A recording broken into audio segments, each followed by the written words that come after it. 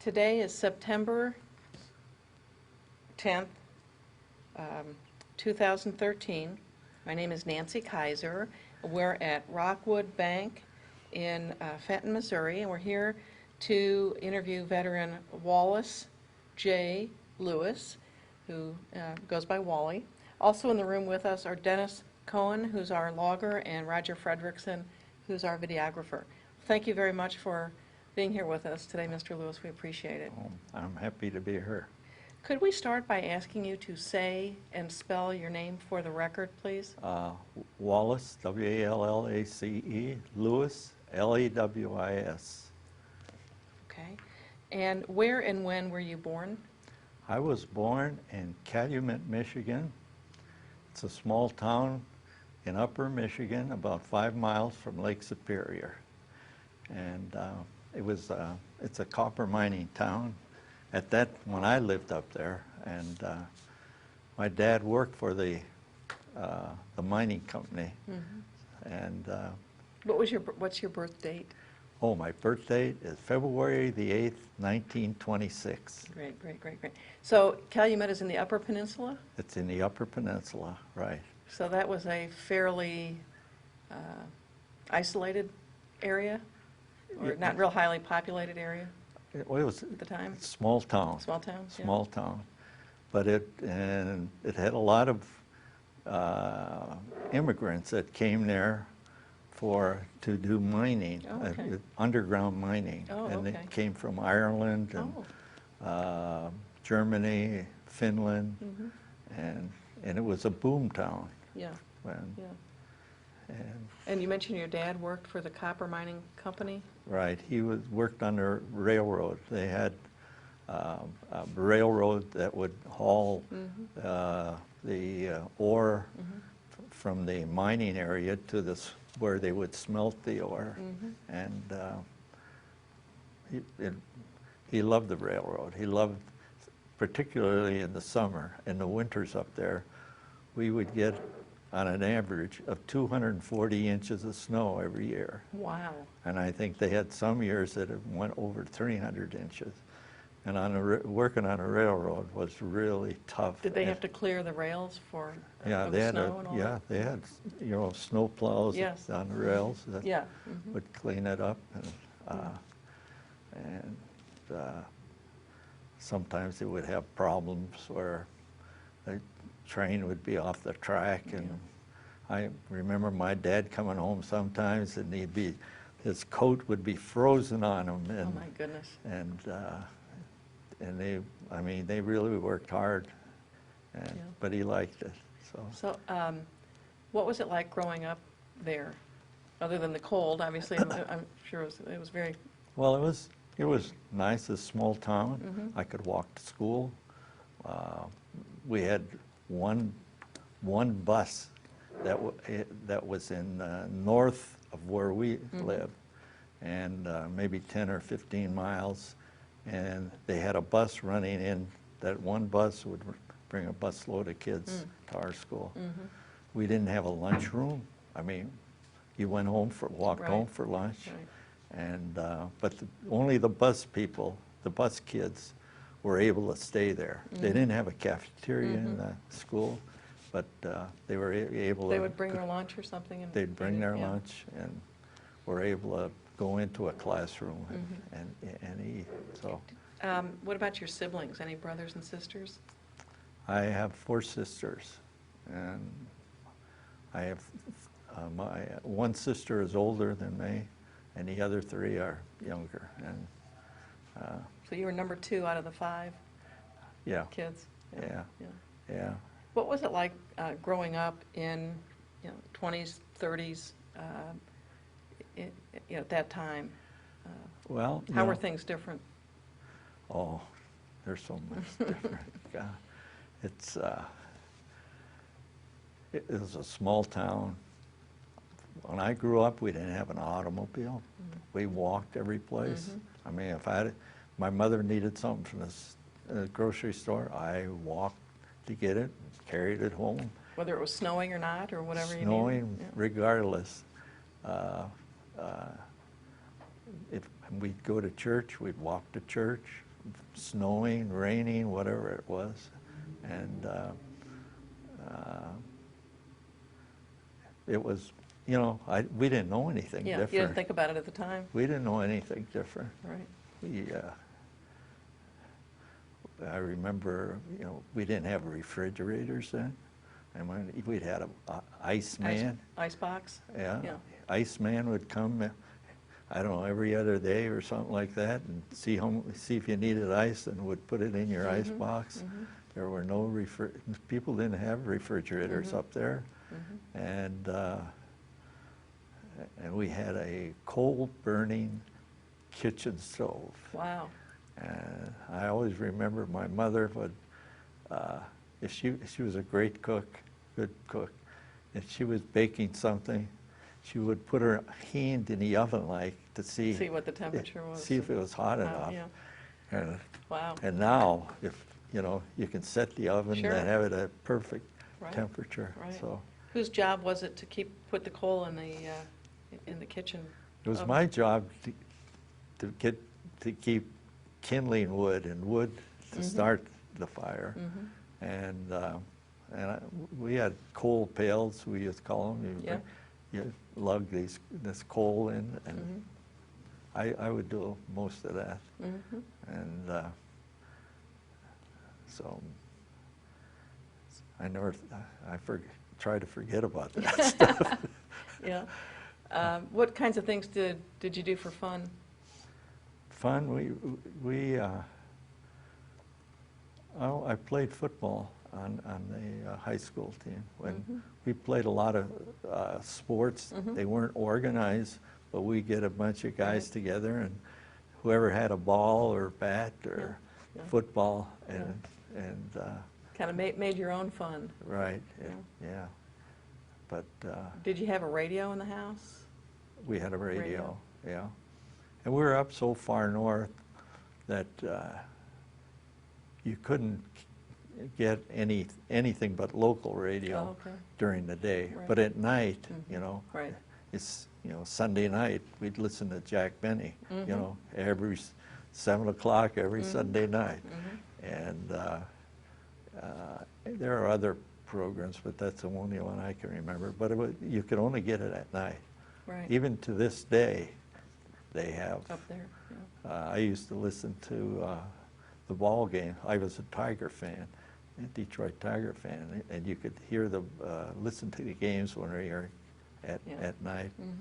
So And you mentioned it was a town of diverse immigrants that came there. How long had your family, both your parents, had their families been in the United States for a while, or do you know when they came? well, my father was born in Calumet. My mother was born in Hibbing, Minnesota. Okay. So, well, yeah, I don't know. I think that's where she was born. But Had your father served in the military? no. He wasn't in World War I or anything like that? No. What was school like? Was it a small school, small classrooms? Well, there was only one big high school, and we thought it was big, and I don't remember, maybe 200-300 kids in it. And then the grade schools were, I mean, it wasn't a one school like on some small Right. towns. We had several grade schools. Oh, okay. So, but they would feed into the high school. The high school, yeah. And, Did you like school growing oh up? yeah, I like school. Yeah, What was your favorite subject? math. Yeah, and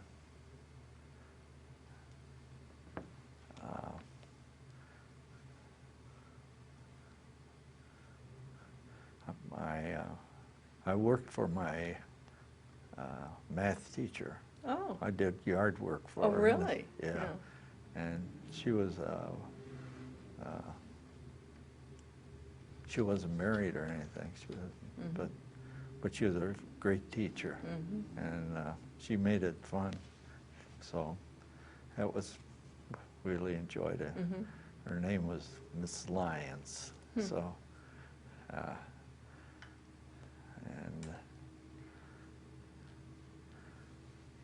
You had, so you had one older and three younger Uh-huh. sisters.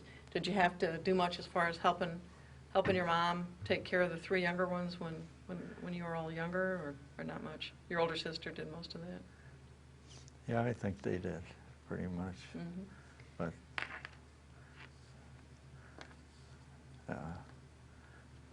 So other than hauling in the coal bucket in the kitchen, did you have jobs just to make some spending money? oh yeah, I worked in a restaurant, and when I was in high school, worked. A friend of mine, his father owned a restaurant, so we would work there. And during the summer, we would go in there early. We'd peel potatoes Wow. and do anything they wanted us to do. Wash dishes, wash pans, and so he and I would do that kind of work. And then on weekends, they would be closed, and we would go in and really clean the place. Oh, wow. And I was making big money. I got $5 a week. Wow, that is pretty good.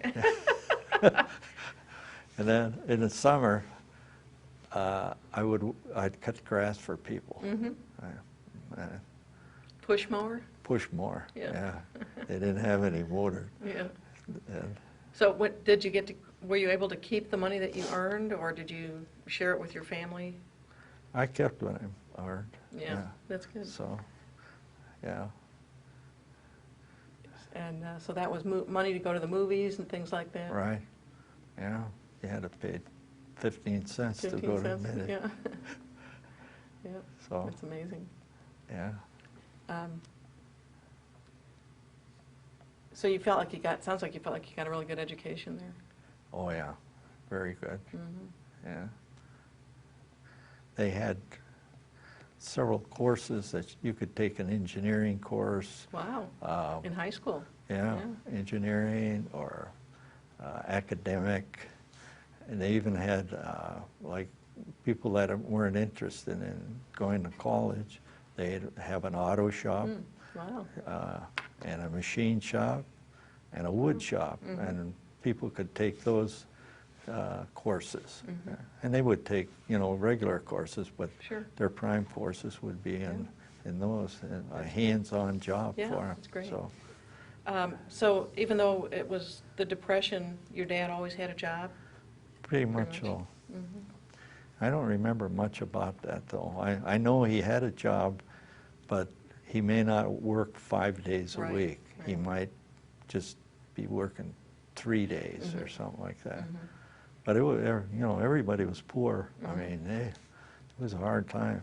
But there was always food on the table and, Oh, yeah, we always had food, plenty of food. My mother was a great cook, and she, what were some of your favorite dishes that she made?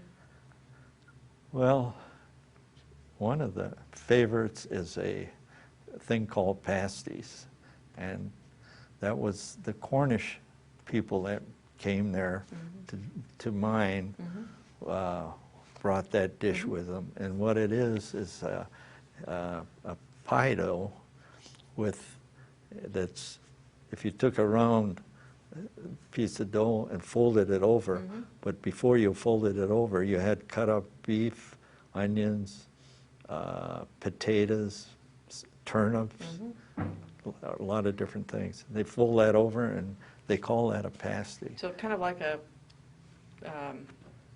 pot pie, only folded in half instead Right. of as a whole Yeah. pie.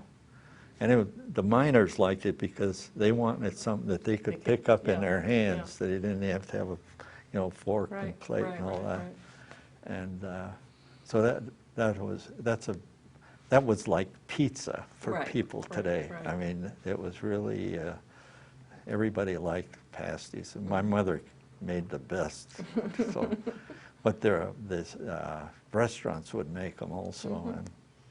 But So it sounds like it was kind of a little melting pot, that there were immigrants that came, like the Cornish people from Wales or other, Yeah.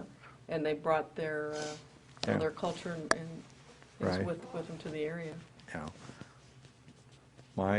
My grandmother had a boarding house Oh, that some of these, I remember some of the people that were, some of the men would come and they would live in her house, and they would feed them, you know, have breakfast for them and give them, Right. make them lunches for them and have dinner for them, and they'd actually sleep in the house. Right, right. She had a pretty big house that she was able to do this. Yeah. And my dad and my aunts worked there. I mean, they didn't like the boarding house. So when they were growing up, she had that also, or? Oh, yeah, Yeah. when they were growing up. Yeah. Yeah. So, and my grandfather, he was a captain in a mine. I don't know what he did in a mine, but he was a captain, and that was supposed to be a pretty good job, I guess. So the immigrants, these are the guys who actually came, or was it their families way back, but they came and they had accents and Yeah. and all that kind of stuff, so you remember that? Right, right.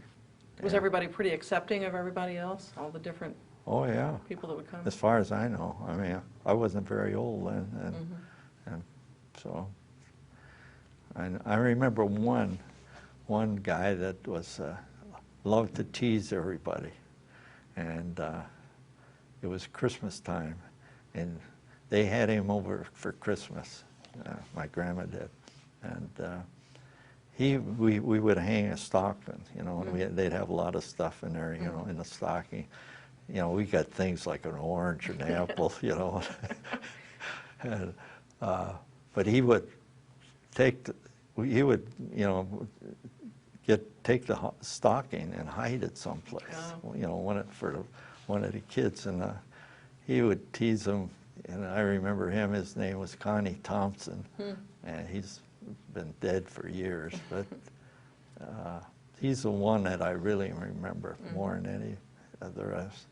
So you talk about the kinds of gifts you would get even at Christmas. Uh-huh. There would be things like an orange or an apple, or something that today wouldn't be considered even a gift or whatever. Right.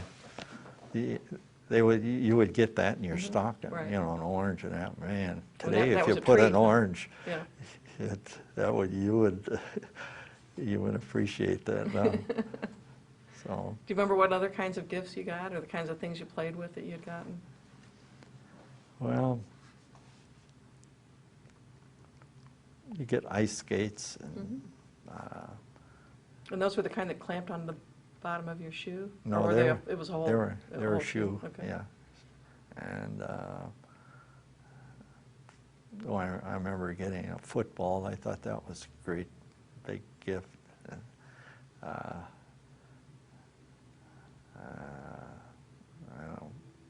I don't remember anything else. It was a lot simpler than it is today, obviously. Oh, absolutely. I remember we would always go to my grandma's house for Christmas, and my aunt had several children, and my parents, we had 5 in our family, and we were young, and he would take us over on a pulled sleigh from. Really? Yeah. Pulled by a horse? No, Or he would pull it? he would pull it. Oh, I But it was see, I just see. a, Like you know, a sled. regular Yeah, sled, yeah. but he built it up so that Wow. he could. You could all be in there, yeah. Yeah, and he would haul that over, and Literally like the lyrics to Jingle Bells, to Yeah. Grandmother's House We Go. yeah, and and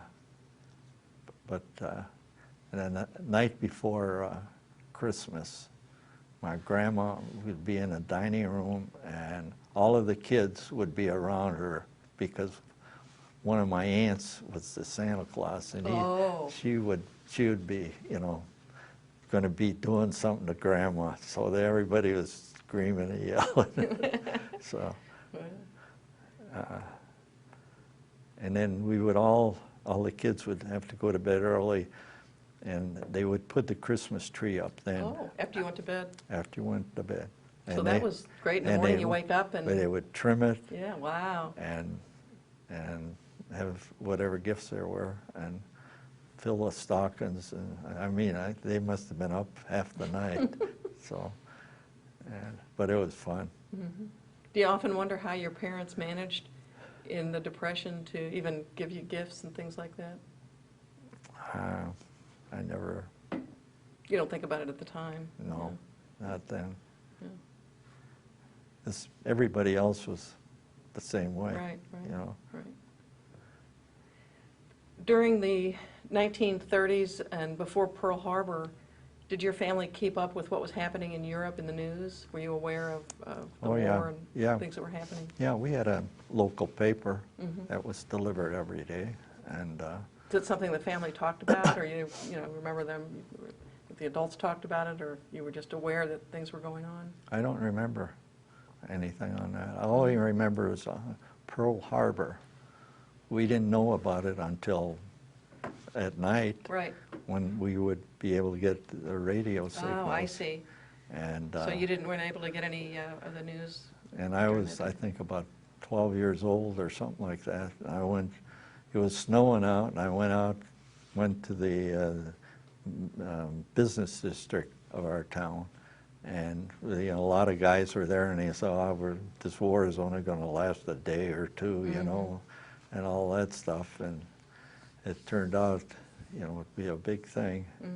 Big. So everybody would kind of just congregate in a sort of the town center just to talk? Sure. Yeah. About what was going on? Yeah. Yep. Do you remember anything that your family might have talked about, the adults, or anything at the time? No, I don't remember anything. So you weren't able to hear the famous speech from FDR because you weren't able to get the radio signal until that night? Yeah. Or you didn't hear it live anyway? No. Right. At that point, you were still pretty young. You probably couldn't even imagine that it would have an impact on your life. Right. Right. Yeah. And so when you graduated from high school was 1944? I graduated when I was 17. Oh, okay. So that would be 43. 1943 I graduated. And so did you give any thought at that time about whether you'd be drafted or you would enlist or anything like that? Well, I wanted to enlist. I wanted to go in the Navy. And my mother wouldn't sign the papers. Oh, so you're still 17? God bless her. So, but when I turned 18, I was drafted. I see. And And so that was in 1944? Yeah. And when I was drafted, they asked me, do you want Army or Navy? And I said, Navy. And they said, you're in the Army. What was it about the Navy that Well, you were interested in? we were right near Lake Superior. Oh, okay. And there was Right. a lot of interest in, the Navy and, I don't know, water and that kind of stuff. So I always thought it'd be nice in the Navy. So So you're in the Army. so Where did you go for basic training? I went to Camp Joseph T. Robinson which was outside of Little Rock, Arkansas. And I was supposed to be there for 17 weeks, but after about 10, 12 weeks, they pulled all the 18-year-old kids out and sent them to Camp Shelby, Mississippi. They claimed there was a law or rules that you couldn't send 18-year-olds into a war zone. Oh, okay. So, and they needed replacements. So we went to Camp Shelby, and we were put in the 69th Division. So they were basically speeding up the process because they needed to get people out and into Right. the war. Yeah. What do you remember about basic training? I'm sure it was the first time you were away from home that far. I remember it was coming from a very cool climate. Oh, yeah. In Little Rock, Arkansas, I thought it was horrible. It was so hot, but we got used to it, Yeah. So Do you remember being concerned about being sent overseas, or being actually seeing, action? Well, you know, I was born and raised in Calumet, and we never traveled. You know, we didn't go on vacations. Yeah. We didn't go to China when we were in high school. We didn't do. We were lucky to, get out of. I don't think I was out of the county, so I was very excited about every place I went. And you probably took the train down to, or where were you inducted, in Detroit? I was inducted in Detroit. And then yeah. you took the train down to Arkansas for basic? I think so. I can't remember how I got there. I know we took a train from Little Rock to Camp Shelby, Mississippi. I know we went by train there. And it was so exciting. And then when we left Camp Shelby, we went in a crazy direction, but we were able to go through northern Florida. And I always heard about Florida, and I was so excited to look out that window and see Florida. Yeah. Yeah. That was such a big deal. And I don't know, when we got on the ship, I really enjoyed that. We were in a convoy. Oh, wow. And the ship I was on, this troop ship, they had engine troubles. And Do you remember the name of the ship? no, I should, but I don't. I can't remember a lot of things now. But anyway, our ship had mechanical problems, and in the convoy, the convoy Went on. never They don't stop. stops. Yeah. They don't stop. So we were all there all alone in that ship, in the ocean there. And they were working on it, and at that time the Germans had a lot of submarines, Right, and right. they had we had problems with that. But anyway, they were able to fix it up, and we caught up with our, Yeah. our So when they sent you to Camp Shelby, what were you being trained specifically for? In any particular? riflemen. Riflemen, okay. Yeah, we were all just riflemen, and they needed bodies. Yeah. So Obviously the war is hot and heavy, and you're being trained in the Army infantry to be a rifleman, so Right. did you probably figured you were going to see some action over there? yeah. We didn't know. They don't call you tell up you. and tell you Yeah. what's happening. Yeah, You just do what they tell you. Right. So it turns out you were pretty good shot with the rifle, right? I was pretty good. Yeah. Had you used a gun or hunted or anything when you were growing up? No. I always wanted a BB gun, and my mother wouldn't let me have one. That's great. So, so you finished up at Camp Shelby, and they put you get on the train through Florida. Do you remember where you got on the ship?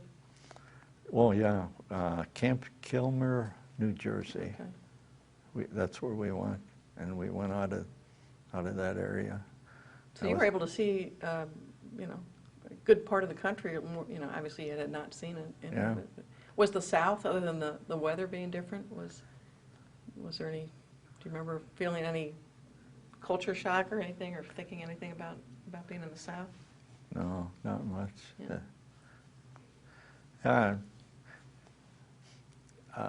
The blacks in the South were treated horribly. I remember, didn't realize this, but you get on a bus and they would literally run to the back 3 seats, and I couldn't understand all that, because the only blacks we ever saw were when a carnival came to town. And so I thought that was horrible. I mean, big signs saying they're not wanted. And I remember once when, this is after the war, but I was going home on a furlough from Austin, Texas, and they had a separate passenger car for blacks. And we got to St. Louis, and they didn't have separate cards after that. In fact, I sat next to a black man, and I fell asleep on his shoulder. So Well, that obviously, that whole experience obviously made an impression on you, seeing it is a cultural difference, you know, what was down there. right, From what you've right, grown up with. big time. And this was after these guys had fought in the war and they're coming home, and they still have Right. to sit in a separate car. Absolutely. So So you were, what kind of a ship was it that you were on? I mean, was it like a battleship or? no, it was on it was a troop ship. Okay, just bringing Yeah. bodies over there. Yeah, and we had, you know, you were stacked up maybe 5 or 6 high, you know. Sleeping in like hammocks or something, or Yeah, like bunk beds or something? bunk bed. Yeah. I don't know what they were, Yeah. but they were just metal things Yeah. with a mattress on them, and Mm-hmm. you'd and I guess you didn't want to be on the bottom, did you? no, I didn't. Yeah. And I wasn't. I was on the top Yeah. bunk because guys would get seasick, Yeah. and it was a mess. Yeah. And, you know, I never did get seasick. So it didn't bother you? Huh? The being on the ocean didn't bother you? You didn't No, get seasick? not a bit. Yeah. So And so where did you land when you were in Europe? When well, you we first got went there? to I think Bristol, England. We Mhm. landed, and we went to a camp in England. I don't remember the name of it, and we were in England maybe a month or so. Mhm. And then they took Were they preparing you for something, or were you in training for something, or you're just waiting to see where you were going to go? just we had some training, but it Yeah. was more or less just Waiting for orders, yeah. And one day they said, we're leaving and get all your stuff ready. And we went to Southampton and on a barge. They put us on a barge, which Wow. I never understood this. Then they took us out to a ship, and they had rope Right. ladders Right. hanging along the side outside of the ship. And you had to climb up, With all your gear and everything all on your you? stuff on you. In fact, I was kind of in a rush, and the guy above me, I kicked my helmet off. my goodness. That went in a drink. Uh-oh. And then there was one man, one of our guys, that actually slipped off and went down in the ocean. But Navy guys saved him, so that was great. Wow. So, and the ship was a LST, which is a tank ship where they would haul, you know, the tank would be in the ship, and they would be able to take the The door front, would go down and yeah. they could just go off. So like a landing Craft, craft for tanks? yeah. And we were on that. I mean, you were just on the steel floors there was nothing. But we weren't on it. We went from Southampton then to, I think it was Le Havre, France, someplace in France. And then we got on trucks, you know, and we were shipped up so far, and then we got on a train, and Wow. we were in boxcars. So Wow. And you're going through France? you're going through France Toward up to Germany? the Hurtgen Forest Oh. in Luxembourg. Right. And that's where I went to my as a replacement to my company. And about what time was this now? Is it late 1944 or in the fall sometime? It was I think in January of 45? 45. Yeah. And where was the Battle of the Bulge? It was still going on? Or It you were was just getting replacement? over. Yeah, Yeah, when we went, that's where you were. yeah. So, And that's why they needed replacements, because of the casualties there? right, oh, a lot of them, Yeah. yeah, very many. So, So once you got where you were going, what happened next, or what was your mission? What were you Well, doing? well, we were all separated again. The 69th Division became nothing, and Okay. we were all sent as replacements.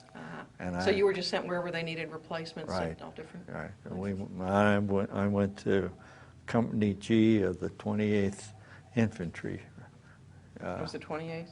Okay. Regiment. And so when you got there, you're in the woods? We're in the woods, and we were living in a basement, and we were in like a holding position. In a house that was there? Yeah, but I mean, we weren't moving at all. You're right. And we were trying to keep connected with the other people, and we had radios set up, and we had lines and wire that, when artillery or stuff like that would knock these things out, we'd have to repair them while we're in this holding position. So you're there, and the Battle of the Bulge is still going on? Yeah, Right out, how close by were you? Yeah. It was right there. yeah. So, So if you had to, dash out and repair communication lines or whatever, that That's sounds what- pretty dangerous oh, yeah. during yeah. a battle. Yeah. And it's a different kind of life, we had, every once in a while they'd bring up, the cooks would make something for breakfast for us, but most of the time you're eating K rations and stuff like that. Just living outside? It- Or where Well, were you we were sleeping? in You're in the we were in a basement, okay, basement, yeah. okay. And And- we would sleep there. So the only time you went out was if you needed to run out to repair something, or, You had to go to the bathroom, yeah. and you just. And what was happening all around you? I don't know if you could see in the basement, or if there were any windows or not, or you could see anything that was going on. Or how aware were you of what was happening outside? We weren't aware of anything. Didn't hear anything, or couldn't If see? you could hear stuff sometimes, but we were just like in a holding. Right. And that's all we did until they told us, you're going to move out, we're going to move out. So then we started moving out. And I didn't know where we were going. They didn't have street signs Sure, up. right. And they don't tell you. They just said, let's go. Start marching. Yeah, start going. When you were in that first town or village, whatever, did you have any interaction with the local people? None whatsoever. We didn't see any. Didn't. So you're on foot marching in what direction? Toward Germany? Well, we were. I think we were going north. On there. I think Luxembourg is. Germany is Right. here, and Luxembourg is here, and we're kind of going parallel to Germany. But going north. We're going up. I didn't know what we were doing, but later on, and from seeing my maps, we were going up north, and we were. The deal was to meet the Russians. Oh, I see. And then cross into the German border, cross over to Germany, or try to, or? well, I don't know. I don't know where we were, but we were meeting the Russians. Once we met the Russians, the Germans would surrender to us in mobs. I mean, some of them would have their families with them, their wives with them. So these were civilians? These were civilians, and they wanted to get out of the way of the Russians. Right. They wanted to surrender to the Americans? Right, rather than Rather to than the the Russians. Yeah. So, and Was the fighting over at that point where you were? Or once we met the Russians, that was the end for us. I mean, but prior to that, we're going through all these small towns, Right. and every place would have some kind of a battle. And what do you remember as far as your role? Do you remember, what are some of the more memorable experiences from that? Well, one memorable one was going across a bridge. And I don't know how long this bridge was, but I'm guessing maybe 100 feet long. And it's just at night, and it's raining. And we were told we have to go across the bridge. And so I'm running across that bridge, and the Germans were firing us, and their bullets were ricocheting off of that bridge. I mean, it was like the 4th of July. Luckily, I wasn't hit at all. And once I got off there, that bridge, they had a long building there, like a storage building, a brick building, so that the Germans were shooting from that angle. We were shielded. So, and there Once were you got across the bridge, you were okay? There were 6 of us. Like the captain and 5 other guys got across that night. Was anybody lost? I don't know. But it was kind of exciting for me, because when we got there, the rest of the guys weren't coming because of all that. I see. And the captain says, "Wally, go back and get these guys to come across." You just made it safely across, and now you got to go back and get the rest of them. Yeah. So, well. And they're still shooting. Well, yeah. My mother didn't raise a dummy, so I went back all along this building, and I got as close to the bridge as I could, but still be shielded by it. And I was yelling to these guys, "Come on, come on," and I got them to come over. So you didn't have to go over? So I didn't go over that the second time. So, Well, you said exciting, but that had to be pretty frightening too. It was very. And one time we captured a farmhouse. We were in a farmhouse, and we captured some German officers, and we kept them in a basement. And I was on guard duty. I had first guard duty on that, and then I came back into the farmhouse, and I went to sleep, and I woke up. Somebody had thrown a grenade out from the house, and we had 3 German officers that we had captured during the day, and we had them in the basement. And some German soldiers had come up, and they surrounded that house, and they had bazookas. They wanted to blow it up, but the German officers that we had in the basement were telling them, "Don't do anything until they got out." Right. So in the meantime, somebody was able to radio to some of our guys that were up in, maybe a half a mile away, and they came down, and then we had enough people to take over. And So they didn't do anything to the house? they didn't do anything to the So it's a house. good thing you had those guys in there. Yeah. Yeah, I guess. And So then so you were able to radio and get some other troops to come down? right. Yeah. And then we stayed there for several days. I don't remember how many, but two of my friends and myself, we were ordered to go out and dig a foxhole, and we would stay there all night, and we did that for, I don't know, You were several kind of days. on watch or something? Yeah, Yeah. so we'd be on watch in case, before, if something else Right. happened. Now, when you were going from these village to village, and the German civilians were surrendering to the Americans, what happened to them? I'm sure there were quite a few people. I mean, where did they take them, or do you know, or what did... Did You see mean what when we happened? met the Russians? Yeah, Or yeah. just going from town to town? Well, in any case, if somebody ran up and wanted to surrender to the Americans, Well, how was that handled? we would just send them back. Oh, to- really? Oh, yeah. Or if they wanted to go back.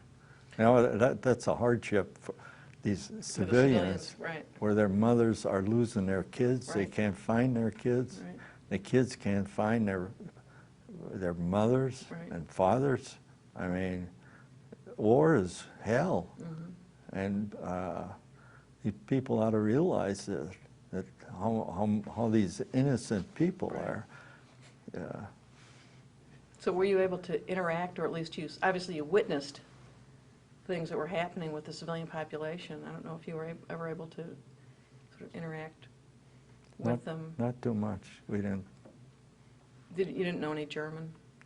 Or I don't know. Well, I learned a few words. But Yeah.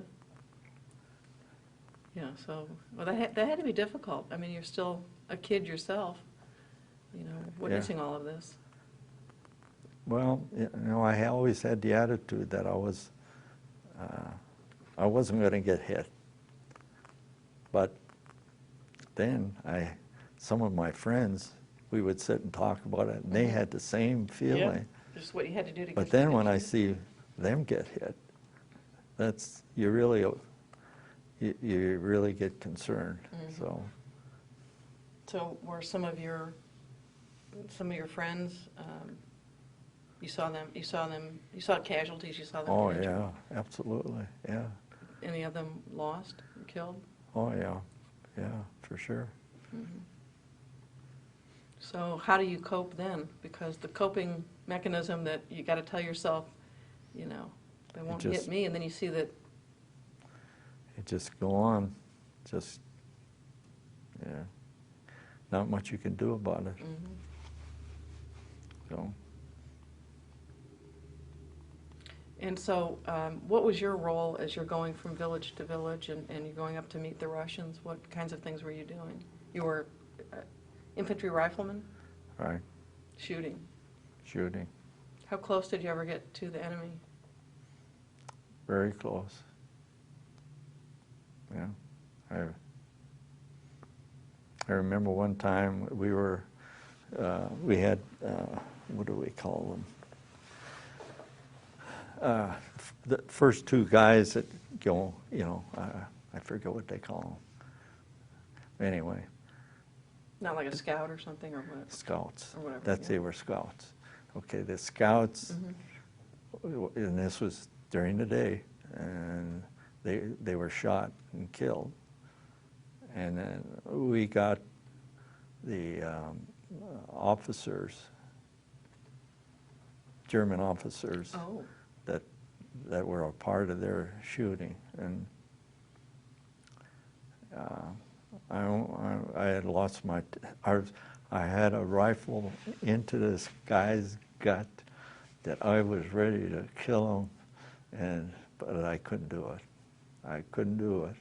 And we took him prisoners. And then somebody would take him back to the rear echelon. And but I don't know. It's something.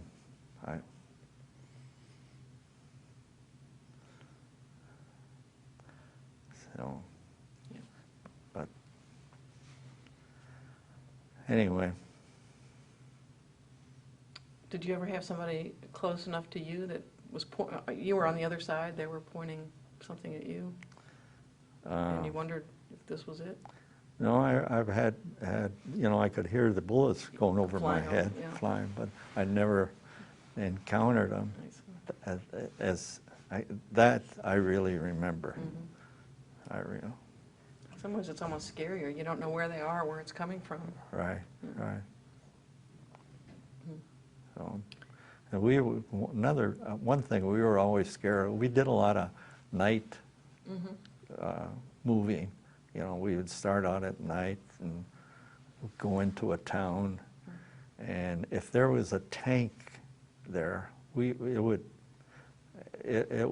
really cause us panic, because a tank could fire Right. these shells down a street, and whatever it hit, and then it would explode, and all the shrapnel and everything would be flying. And so we were very concerned. I used to say, if the Germans were smart, they'd have loudspeakers out with the engine tanks, Right.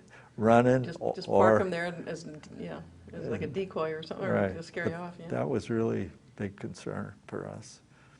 And were they sometimes just tanks that had been abandoned when they ran, or were they still, and sometimes they were still in the town? Yeah, they would be still in the town, town, yeah. And some were I remember a half-track that was abandoned. I went and I opened up the door, and there was a Colt 6-gun Holt revolver, sitting just on the seat, and I thought, God, that thing's booby-trapped. Oh. But me as a nut, I picked it up, and it was such a nice looking. And I showed it to my captain, Captain Emerson. He was the greatest guy I ever met, and in the service. And he just said, "Wow, that's great," and he shoved it in his belt. And that's the last time I ever saw that. So, but anyway. So when you met up with the Russians, and you see that most of the civilians wanted to surrender to the Americans, how did that feel? That'd be kind of strange, and yet maybe make you proud that they'd rather be with the Americans, but it's still just a surreal situation. We thought it was great. I mean, some of them, they had tents with them, some of them. Wow. Some of the Germans, and as I said before, they had their families with them. Well, yeah, well, a lot of them probably were homeless or whatever, Yeah. their villages had been bombed or whatever. And the Germans and the Russians would be in their, the big generals and everything. They had these big cars, Oh, yeah, and so yeah, did yeah. so did Yeah. the Americans. Right. And they were all making meetings and deciding what they're going to do and how they're going to do it. And as a private, we didn't know what they're doing. They don't go around and tell us about it. Well, but you really did get that perspective as far as on the ground, how the, what's happening to the civilian population as well. Uh-huh, yeah. Yeah. So I know you were awarded 3 Bronze Stars. No, Is that correct? No? I don't think so. I think that thing says that, but Okay. I don't believe that. I don't know. It said that on your discharge Discharge, paper. yeah. So the government thinks you did. Well, as I Maybe they didn't give them to you, but no, I never You're got them, I'll tell you that. sounds like they owe you some medals. I was just wondering if you know how you earned those, but maybe not. I didn't earn them. I don't.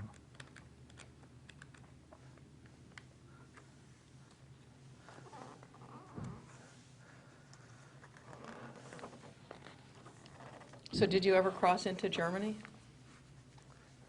Oh, yeah, we were in Germany, Mhm. yeah. When we met the Russians, we crossed the The Rhine? Elbe Elbe? River, Yeah. and that was close to Denmark, Schwerin, Denmark, I think it was. Oh, you were really up north there.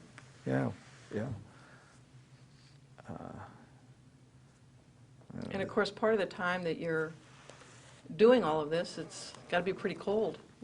And you're outside marching and fighting and all that. Yeah. Part of it was the winter. Well, you did what you had to do. And I had a buddy that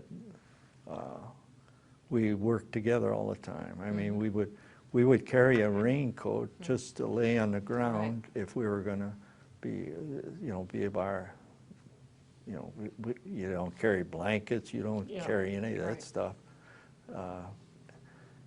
So we would have that to lay on the ground, we'd both lay on the ground. So you just slept wherever?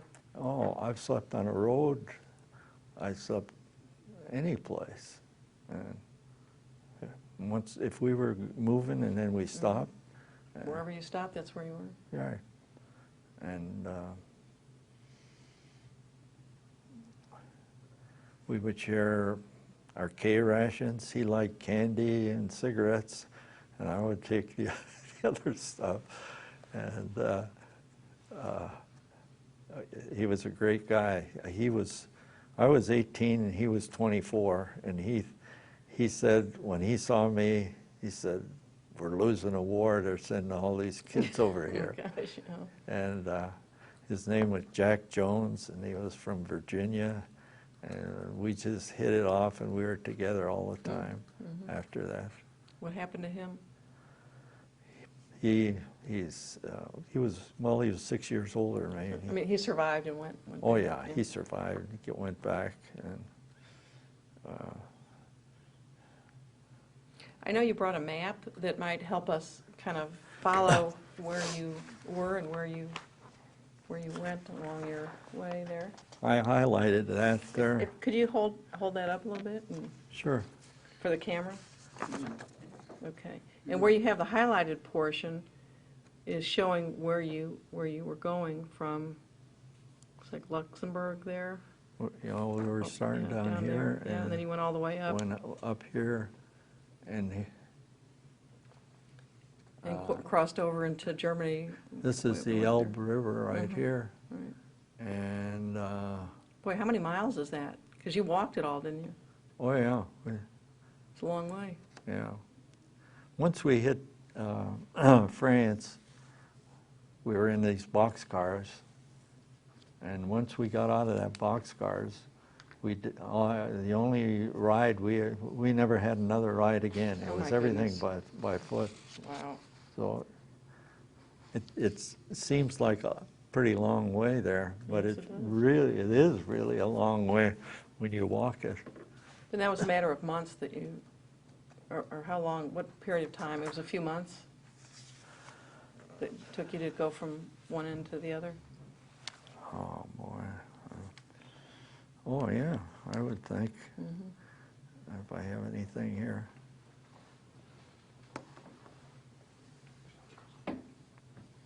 I don't really. That's okay. So after you ended up were you in Germany when the war in Europe ended? I think we were, yeah. I don't know if you remember hearing about that or what you felt about it or anything when that happened. Well, the big thing was meeting the Russians. And I see the Elbe River here, and I think we were in Germany. Yeah, here's Germany here. And where's Luxembourg? Let me see. Down at the bottom there near Right Belgium. in here someplace. Well, if you were in like Schwerin or something, that's Germany. Pardon? You were in Schwerin or Schwerin, Schwerin, Schwerin. That's where we Schwerin, met okay. the Russians. That must be in Germany too.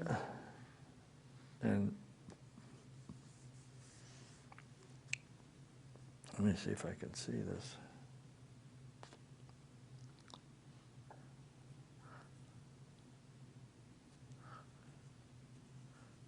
Yeah, this was all in Right. Germany, because it was Hanover, Brennen, Kassel, Dortmund, Cologne. This was all in Germany on that, on this thing here. So do you remember after the war ended officially, in Europe, what did you do then? Were you just an occupation force at that point? Or Yeah. did you stay there We stayed there. in yeah, Germany? Yeah. And then we, time-wise, I don't know how long it was, and all I remember is we, by train, they took us to France, we went to Paris, Wow. and we were, the war in Japan was still on, Right. so we were scheduled to go back to go to Japan. For the Yeah, invasion of Japan. right. And we landed, and when we came home, I think they gave us about a 6-week furlough, and we were home, and during that time, that's when they dropped the atomic bomb. And I went to, when I went back from our furlough, I went to went to Fort Leonard Wood, Missouri. Stayed there for a while, and then we were shipped down to Camp Swift in Texas. And we stayed, I was down there for several months. And really, it just didn't have enough points to get out yet? Right. Yeah. And then when I got enough points, they wanted us to re-enlist, and they couldn't pay me enough. So. And so you were discharged April 13th, 1946. Right. Was that in Texas, or did you come back? No, that was in Swift, Camp Swift, Texas. Yeah. What were your plans after the war? Or had you even thought about it at that Oh, point? I was going to go to college. I wanted to be an engineer. So you went back up to Michigan? Right. And I went to Michigan College of Mining and Michigan Tech, it was called. And I went there. What kind of engineering? You said mining? No. No, metallurgical. Metallurgical, okay. Metallurgical, yeah, engineer. 'Cause by that point, the mines were probably Mines were on gone. their way down. Yeah. Really, Yeah. really. So. And so you got your degree, Uh-huh. and then what about your professional life? Well,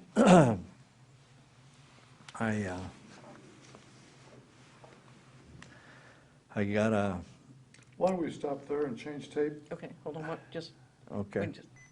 we can keep going, we got plenty of time, plenty of tape. Okay, so you were talking about you had gotten your degree, Right. and then tell us a little bit about your career after college. Well, Where did you go? I went to Detroit, got a job in a factory. I couldn't get a engineering job at the time. Really? It was tough times, right? And I was working afternoons, and I worked at Murray Body, and we were making Ford bodies. Wow. And I did that. I would go out during the morning. I worked afternoons, so in the morning I'd go door to door Looking for a job? And I finally got a job at Cadillac Motor and their engineering area. And I was working afternoons, I guess I said that. And I did that for a year or two, and then I went to Battelle Memorial Institute in Columbus, Ohio. And that was a research organization. Was that related to the auto industry? No, it's just related to metals. Wow. We were doing, that was when titanium became a very big metal, and I did a lot of work on developing titanium alloys. And what was the early use of those? Do you know what the application? well, Or some primarily aircraft, you know, because it is very strong, could withstand high temperatures, and it weighed, you know, it was about a third less weight of steel. So, and aluminum is about a third the weight of steel, but it doesn't have the high temperature capacity that titanium has. So I worked on that. I worked on welding of high-strength steels for submarines, for their submarine hulls. I worked on brazing programs. I was there for several years.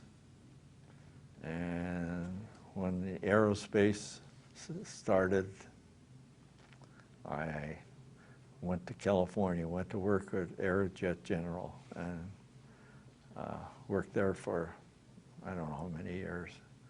And by that time I was married and I had 7 kids. Wow. And then I came back to St. Louis to work at McDonnell Douglas. So that's what brought you to St. Louis. Right. So, So it sounds like much of your professional career was spent doing work that benefited the military, submarines and yeah, aircraft and things like yeah. that. Yeah, it was.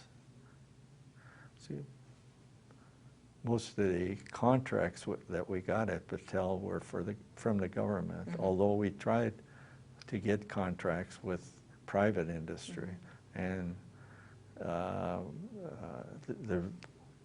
the trend was for the private industry to do more and more of their own research. And so so I joined the private industry. So, And you continued in the R&D area? right. Sounds like you enjoyed that. I did. It was very nice, very good. But So you retired from McDonnell Douglas? yeah, yeah, And you have 7 kids? 7 kids. What's your wife's first name? Joanne, and we have 24 grandchildren. Wow. 10 out of college, 6 in college, Wow. 6 in high school, and 4 in grade school. Wow. That's great. Yeah. That's wonderful. How do you think your your military experience, what effect did that have on you personally and you think in your career, or did it help you? You know, as an infantryman, I don't think it helped me much. I mean, when I got out of the service, they asked me to, they wanted us to re-enlist. Well, I couldn't see any advantage of re-enlisting.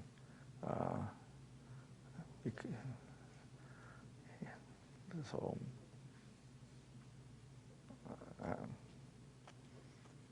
I don't think it helped me at all. Well, you certainly got to see part of the United States and part of the world that maybe you wouldn't have, at least not that soon. That's absolutely. I did. That part of it I really enjoyed. So. And I know you brought you brought a jacket. I don't know if you want to show that to us. Or. This is what they call an Ike jacket, Yeah. Eisenhower jacket. Okay. And this is the infantry combat badge. Wow. You had to be in the infantry and in combat to get that. And you got a $10 a month more pay, which at that time was really big. So that's why I brought that. That's great. What is the what's above that? I don't know what that is. Okay. I don't know. Maybe it's something to do with the Army. And this is the 8th Infantry Okay, you're in the Division. 8th Infantry, yeah. And you've got your PFC rank there. Right. Yeah. I don't know how you keep that looking like it's brand new. Looks It's, like it would still fit, too. What's the star I don't- on this side? The star on the other side. pardon? The Indian head with the star. That badge there? Well, this is the 2nd Infantry Division. After, when I went to Camp Swift, Okay. we all went to the 2nd Infantry Division. The ones that were left. Yeah. Are there any photos of you in that book that you want to, or anything else in there? Let me see.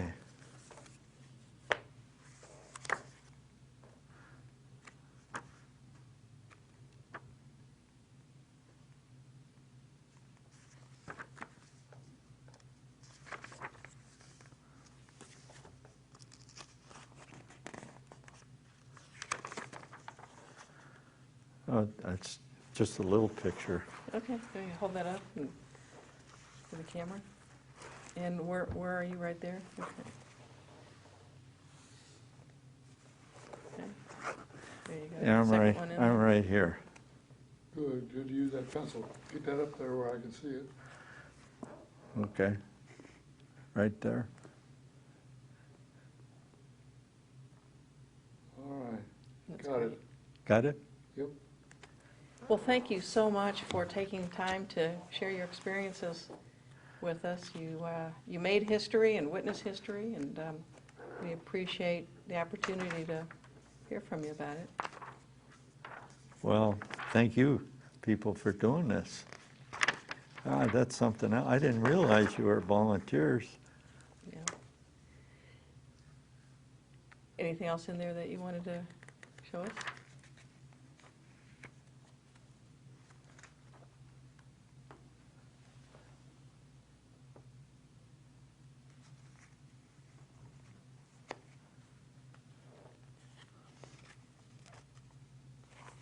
Here's a picture showing all these Nazis, as they called them. Yeah. Did you see any of that? Did you see any Nazi insignias on things and swastikas Oh, yeah. all over the place? Yeah. Yeah. All right, let's get a picture of that, Okay. if I can. Swivel it a little bit.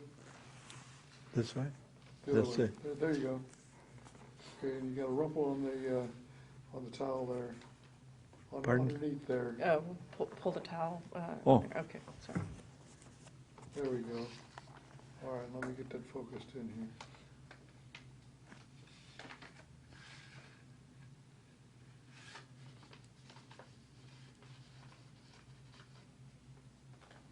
You want to point out anything on there? No? Okay. Let me see if there's anything else. Yeah.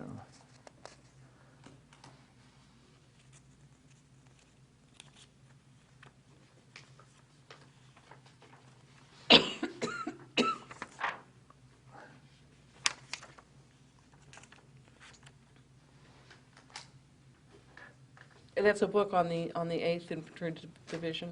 Uh-huh.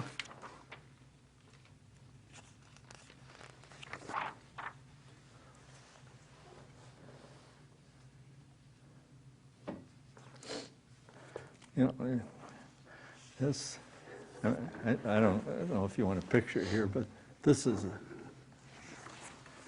you see this woman carrying all of her belongings with her, you know. I Okay, th- now let's get a picture of that. In a bundle there by the dog, you know, yeah.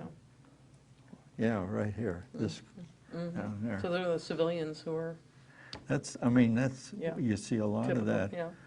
And I saw one carrying a bag, and she had live chickens, you know. That's all they had left. Right. It's amazing.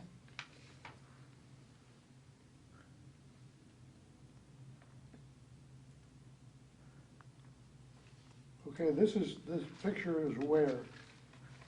Where? Where is it?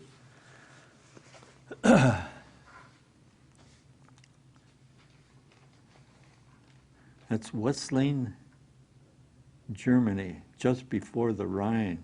Oh, no. Below, civilians are rounded up after the Nazis are driven out of Blitzheim, Germany. All right, Okay. I've got the picture. I got it? Okay. Well, thank you so much for your time, and Well, thank you. thank you for your service to our country. We certainly appreciate it. Thank you. Yeah, thank you very much for your service. Thank you for doing all this.